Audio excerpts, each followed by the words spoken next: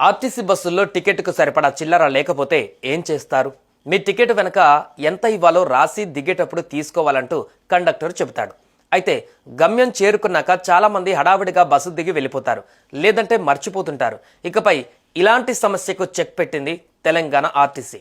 అలాగే మార్గ మధ్యలో బస్ ఆగిన సమయంలో మీరు ఎక్కే బస్ మిస్ అయ్యారా?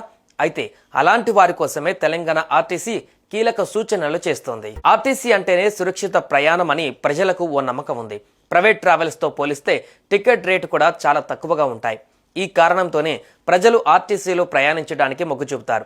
అయితే ఆర్టీసీలో ప్రయాణం చేసే సమయంలో మనందరికీ ఓ సమస్య ఎదురవుతుంటుంది. అదే టికెట్కు సరిపడా చిల్లర లేక ఇబ్బంది పడుతుంటాం. ముఖ్యంగా 50 రూపాయలు, 100 లేక 500 ఇచ్చి టికెట్ తీసుకుంటాం. అయితే టికెట్కు సరిపడా చిల్లర లేక కండక్టర్ కూడా ఏం చేయలేని పరిస్థితి వస్తుంది. ఈ సమయంలో చిల్లర డబ్బులు నీ స్టాఫ్ వచ్చేటప్పుడు ఇస్తా అని చెప్పి టికెట్ వెనక ఎంత ఇవ్వాలి అనేది రాసి వెళ్ళిపోతాడు. అయితే మన స్టాఫ్ వచ్చిందనో లేక మర్చిపోయో చిల్లర తీసుకోకుండా దిగిపోతుంటాం. ఇలాంటి పరిస్థితి మనలో చాలా మందికి ఎదురవుతుంటుంది.